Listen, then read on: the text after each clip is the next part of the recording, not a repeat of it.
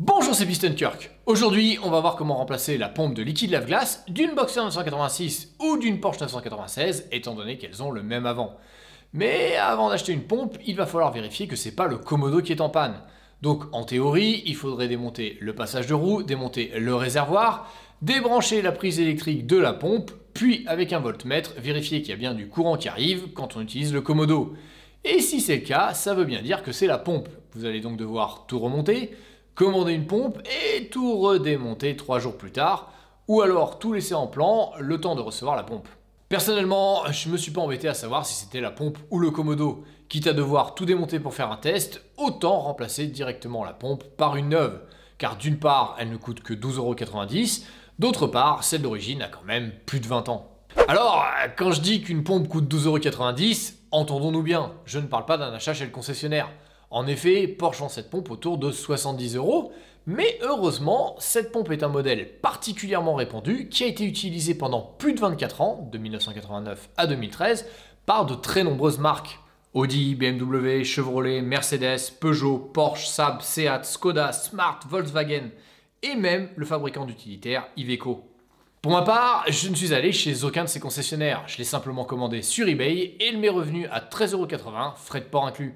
Avant d'attaquer le démontage, je tenais à faire une petite précision pour ceux qui, comme moi, ont des phares avec gicleur. Il faut savoir que la pompe qui sert à les alimenter n'a pas la même forme que celle qui sert à alimenter les gicleurs du pare-brise. Par conséquent, au moment de passer la commande, il faudra faire très attention à ne pas confondre les deux. Heureusement, comme là encore il s'agit d'une pompe très répandue, les prix sont abordables entre 10 et 20 €. Allez, maintenant que vous êtes prévenus, on va pouvoir passer au démontage.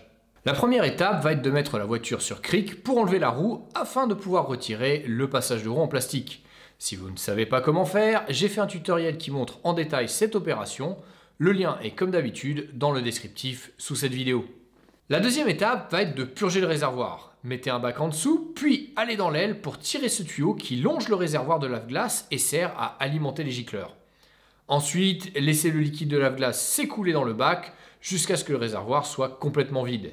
Puis retirez le bac pour qu'il ne vous gêne pas pour la suite. Maintenant, ouvrez le capot, retirez le cache de la batterie, puis retirez le cache de gauche qui entoure le bouchon du réservoir de lave-glace. Pour libérer le réservoir, il faut déboîter le tuyau de remplissage en le tirant fermement vers la batterie. À présent, il va falloir déboulonner le réservoir pour le retirer et atteindre la pompe. Mais il faut savoir que la procédure n'est pas la même selon que vous ayez des phares standards sans gicleur ou des phares Litronic avec gicleur. Vous allez peut-être me dire, pourquoi les Litronic ont des gicleurs et pas les autres? Eh ben c'est pas pour frimer, c'est tout simplement une obligation légale dans certains pays. Il faut savoir que les phares standards ont des ampoules à filaments qui chauffent. Par conséquent, en hiver, la neige va fondre sur ce type de phare. En revanche, les Litronic sont des phares xénon qui, eux, ne chauffent pas. Du coup, la neige va s'accumuler dessus quand on roule. Les gicleurs sont donc là pour faire fondre la neige en projetant dessus du liquide lave-glace avec de l'antigel dedans. C'est pourquoi les gicleurs ne s'activent que lorsque les phares sont allumés. Cela dit, dans certains pays au climat froid, la neige va aussi s'accumuler sur les phares standards. C'est pourquoi Porsche proposait aussi en option des gicleurs pour les phares standards. Mais bon, c'est plutôt rare de voir ça en France. Allez, fin de la parenthèse, revenons au démontage du réservoir en commençant par le réservoir standard parce que c'est le plus simple à retirer. Cas de figure 1, démontage du réservoir standard. En haut se trouve le seul boulon que vous aurez dévissé. Une fois le boulon enlevé, le réservoir reste en place parce qu'il est clipsé par l'arrière. Tirez la partie haute vers le bas pour déboîter le premier clip, puis tirez vers l'avant pour déboîter le second clip. C'est assez dur, il ne faut pas hésiter à forcer. À présent, retournez le réservoir pour accéder à la pompe.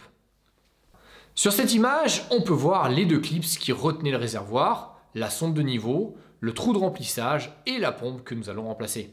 Je commence par débrancher le câble de la sonde pour ne pas tirer dessus et risquer d'arracher les câbles. Puis je déboîte la pompe en la tirant vers moi pour la décoller de la paroi, puis vers le haut pour la retirer du réservoir.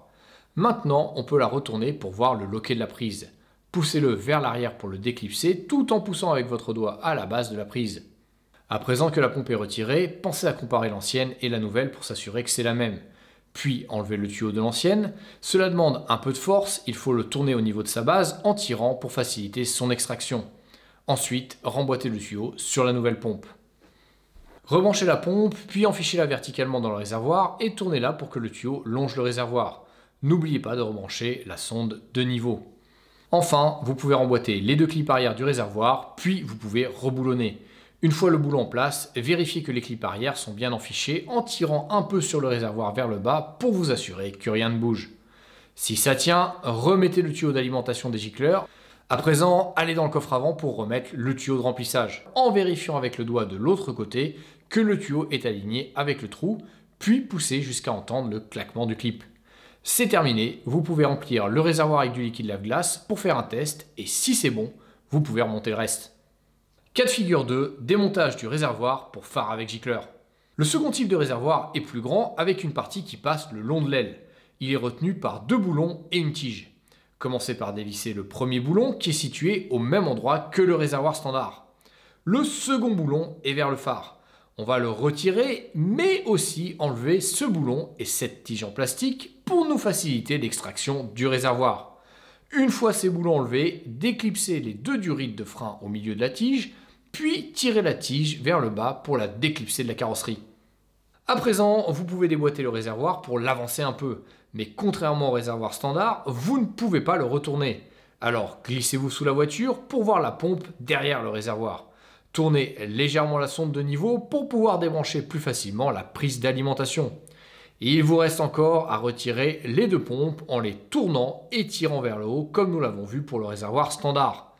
Maintenant, on peut débrancher les pompes et les remplacer. Il n'est pas nécessaire de retirer le réservoir. Si je l'ai fait, c'est uniquement pour pouvoir filmer et ainsi mieux vous expliquer la procédure. Une fois la vieille pompe remplacée par une nouvelle, remettez d'abord la pompe des gicleurs de pare-brise en veillant bien à ce que le tuyau passe entre le réservoir et la seconde pompe. Puis remettez la pompe des gicleurs de phare en mettant le tuyau vers la gauche. N'oubliez pas non plus de remettre ce bout de caoutchouc entre les deux pompes pour les stabiliser. Lorsque vous remettez le réservoir, veillez bien à remboîter le long du réservoir le tuyau qui va vers les phares. Puis rebranchez les deux pompes et la sonde et enfin, repoussez le réservoir vers l'arrière pour emboîter ces deux encoches. Le réservoir tient tout seul, on peut revisser les boulons et remboîter le tuyau qui va de la pompe aux essuie-glaces. À présent, allez dans le coffre avant pour remettre le tuyau de remplissage. Je vais mettre un tout petit peu de liquide lave-glace pour tester. Comme tout marche, je peux tout remonter et finir de remplir le réservoir de lave-glace. Voilà, c'est terminé. Selon votre niveau, il faudra compter 1 à 2 heures de temps pour faire l'opération. Allez, à la prochaine!